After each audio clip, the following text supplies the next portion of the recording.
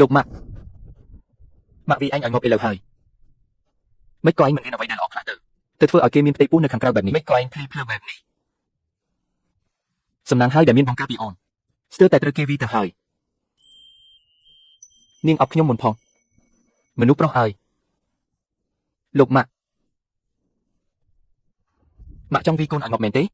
លោកម៉ាក់វីអញឲ្យងប់កូនមិនដឹងខ្យល់កុំវីអីម៉ាក់វីគាត់ស្លាប់កញ្ញាប្រេនឹងខ្លាចជាស្រីមេម៉ាយទាំងក្មេងមិនខានប្រឹងឡើងស្ត្រីមេម៉ាយអូយខ្ញុំជឿពោះខ្លាំងណាស់នៅភាំងបន្តិចទៀតទៅនៅភាំងធ្វើអីទៀតលោកស្រីប្រញាប់ទៅអញ្ជើញគ្រូពេទ្យមក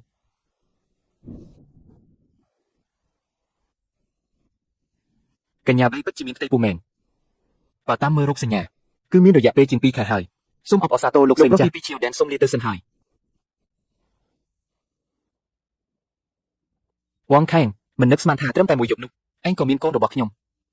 អញកុំបារម្ភអីខ្ញុំនឹងរៀបការជាមួយអញឲ្យបានបងប្រុសហ៊ានបើមានផ្ទៃពោះហើយអញ្ចឹងរៀបការពិតជាកំឡោះដែលគួរឲ្យអាណិតមែនយប់នោះតាមពិត Bay One King មានបំណងបញ្ចុកស្រាវឯងស្រវឹងហើយរៀបចំអន្ទាក់ឲ្យឯងគ្រាន់តែចង់រកឪពុកឲ្យកូនក្នុងពោះរបស់នាងប៉ុណ្ណោះមិនអាចទៅរួចទេ One King ច្បាស់ជាប្រាប់ខ្ញុំក្រោយពេលស្វាងស្រាថាខ្ញុំបានធ្វើឲ្យនាងបាត់បង់ភាពស្អាតស្អំហើយគ្រូពេទ្យ Hugh ក៏មានជំនាញខ្ពង់ខ្ពស់ដែរមិនអាចវិនិច្ឆ័យខុសបានទេច្បាស់ជាបងថ្លៃស្រីចង់បង្កចំនួនក្នុងចិត្តហើយមួយបង្កាច់ One King លោកស្រីម្ចាស់ខ្ញុំពិតជាមានអារម្មណ៍ខុសណាស់ព្រោះតែបងប្រុសបានចែកឋានទៅក្នុងចិត្តមានការឈឺចាប់ថ្ងៃនោះទៅផឹកស្រាជាមួយបងប្រុសយ៉ាងច្រើនបន្តិចចេះខ្មាស់ដែរឬមិនគួរដើរនិយាយប្រាប់គេអញផ្ដេសផ្ដាស់ទេស្ត្រីមិនទាន់រៀបការបែរជាផឹកស្រាជាមួយបរិសនៅខាងក្រៅពេលយប់ជ្រៅតើកូនស្រីមកពីគ្រួសារថ្លៃថ្នូរអាចធ្វើរឿងបែបនេះកើតដែរឬមិនមែនគេនិយាយថាកូនប្រុសច្បងវាងហានពីការជើងទេហើយពិបាកមានកូនមែនទេមិនក៏នាងដឹងថាខ្ញុំមានផ្ទៃពោះបែរជាមានអាកប្បកិរិយាបែបនេះចេញមកក្រៅជាមួយខ្ញុំបន្តិចបាទអេថេងអញសម្រាប់ឲ្យបងស្រួលសិនទៅបន្តិចទៀតខ្ញុំនឹងមកមើលអញវិញខ្ញុំត្រូវតែឲ្យកូនក្នុងពោះនេះស្នងគោរមងារនៃវាំងនេះឲ្យបានដើម្បីឲ្យក្លាយជាមនុស្សដែលមានឋានៈខ្ពង់ខ្ពស់ប្អូនទី2ទៅបន្ទប់អានសៀវភៅជាគ្នាជាមួយបងម៉ែទៅជែកជាមួយបងប្រុសឯងទៅព្រោះមិនបានជួបគ្នាយូរហើយបាទអ្នកម៉ែអ្នកទាំងពីរជូនម៉ែទៅដើរលេងនៅសួនច្បារខាងក្រៅបន្តិចចាស់បាទ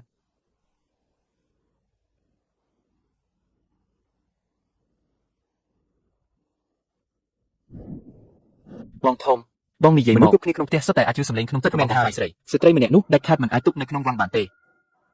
បងធំតើគ្រាន់តែផ្អែកលើសម្លេងក្នុងចិត្តរបស់បងស្រីឆៃចរិតមនុស្សម្នាក់តាមចិត្តចង់បានឬម្យ៉ាងទៀតវ៉ាន់ធីងកូនដែលនាងមានក្នុងពោះគឺជាកូនរបស់ខ្ញុំវិញវង្វន់អស់ហើយតើកូននោះជារបស់ឯងមែនទេអំបញ្ញមិញនៅខាងក្រៅទ្វារខ្ញុំបានឮសម្លេងក្នុងចិត្តរបស់យកពីច្បាស់ណាស់អញគ្រាន់តែប្រាប់មកយប់នោះឯងមានចាំរឿងអ្វីខ្លះទេខ្ញុំស្រវឹងខ្លាំងពេកទើបចាំអ្វីមិនបានទាំងអស់តើមានស្ត្រីណាយកភាពបរិសុទ្ធខ្លួនមកលេងសាច់នោះក្នុងលោកនេះមានស្រីច្រើនណាស់ដែលល្មមនឹងភាពមានបាននឹងយកស័ក្តិមែនហើយម៉ាត់នេះមិនខុសទេការបងធំជើងនៅល្អមេរៀមន្ត្រីរបស់គាត់គឺភ្លឺស្វាងណាស់បងស្រីខ្លាចខំប្រឹងប្រជ្រៀតក្បាលចង់រៀបការជាមួយបងចុះក្រោយមកបងក៏ខ្លាចជាជនពិការនាងក៏ប្រញាប់ចង់ដកពាក្យរៀបការភ្លាមបើសិនជាស្ដេចមិនដាក់សម្ពាធទេនាងគ្មានផ្លូវរៀបការជាមួយបងឡើយមនុស្សដូចជានាងនឹងបងនៅជឿលើការលះបង់របស់នាងទៀតបងធំ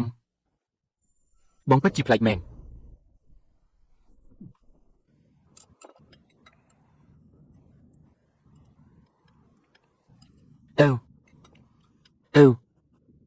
ហាម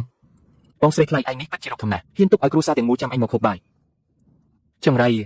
ក៏មិនមែនខ្ញុំមិនឲ្យ Bay One King ចូលរស់នៅក្នុងភូមិគ្រឹះឯណាសម្រាប់ខ្ញុំធ្វើអីសុំទោសផងខ្ញុំមិនមែនជាមនុស្សដែលចេះតែឲ្យគេធ្វើបាបបានឡើយមិនស្គាល់ច្បាប់ទម្លាប់ថាបងថ្លៃស្រីប្រៀបដូចម្ដាយទេដល់វិញឯងមកព្រៀនប្រដៅខ្ញុំហើយអូយ Liner ជប់និយាយម្នាក់ពីរបីម៉ាត់ទៅអង្គុយចុះញ៉ាំបាយទៅ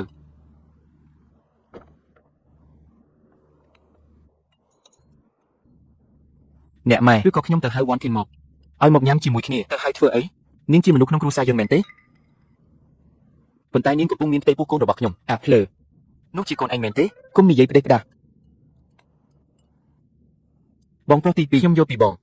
ដូចដែលខ្ញុំមិនចង់ជឿថាលោកម្ចាស់វងនឹងបញ្ជូនខ្ញុំទៅកន្លែងពេទ្យចាអញ្ចឹងប៉ុន្តែសម្លេងក្នុងចិត្តរបស់បងស្រីថ្លៃគឺពិតជាស័ក្តិសិទ្ធិណាស់ Yenner ម្ដាយឯងបានប្រាប់ឲ្យផ្ទះបាយតូចរៀបចំបាយទឹកផ្ញើទៅទីធ្លារបស់នាងហើយ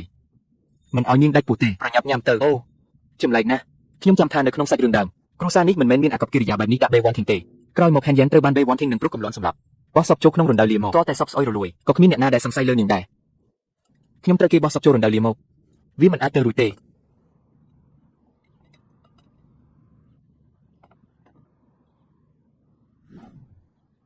បិចដែរមានគ្រាប់បាយជាប់លើមុខខ្ញុំមែនទេហេតុអ្វីគ្រប់គ្នាសម្លឹងមើលខ្ញុំអញ្ចឹង ញ៉ាំបាយទៅញ៉ាំឲ្យច្រើនបន្តិចញ៉ាំបន្តិចហើយអ្នកម៉ែក៏អញ្ចឹងដែរមិនក៏ដូចមនុស្សចិត្តធម្មម្លេះក្មេងប្រុសទី8នេះមានបញ្ហាអីខ្ញុំមិនបានធ្វើឲ្យគេទាស់ចិត្តទេមែនទេមិនក៏តាមសម្លឹងខ្ញុំរហូតអញ្ចឹងឬមួយមកពីខ្ញុំស្អាតពេកទើបត្រូវសម្រាប់ខ្ញុំតាក់ទាញអញទម្លាក់កំហុសលើបងធំហើយខ្ញុំមិនមានបំណងបែបនោះទេប្រហែលជាមិនអាចទេគេមានចំណូលចិត្តប្លែកសូម្បីតែមនុស្សដូច Bay One King ក៏គេមើលឃើញដែរប្រញាប់ទៅធ្វើជាមនុស្សដែលសុខចិត្តឲ្យគេក្បត់ទៅអញទេដែលមានចំណូលចិត្តប្លែក One King ស្អាតជាងឯងរាប់ពាន់ដងលោកម្ចាស់វ័យក្មេងទី2លោកម្ចាស់ទី2អ្នកនាងបីថាគាត់ជាទ្រូងញ៉ាំបាយមិនចូលទេលោកពុកអ្នកម៉ែកូនទៅមើល One King បន្តិចទៅចុះក្មេងប្រុសស្លូតត្រង់ឲ្យអញសុខចិត្តត្រង់ឃ្លានទៅលួងគេទិញអាហារពេលព្រឹកមកពេញបន្ទប់ញ៉ាំឆ្អែតហើយចាំតែមកធ្វើពុតជាគួរឲ្យអាណិតនៅមុខឯងនឹង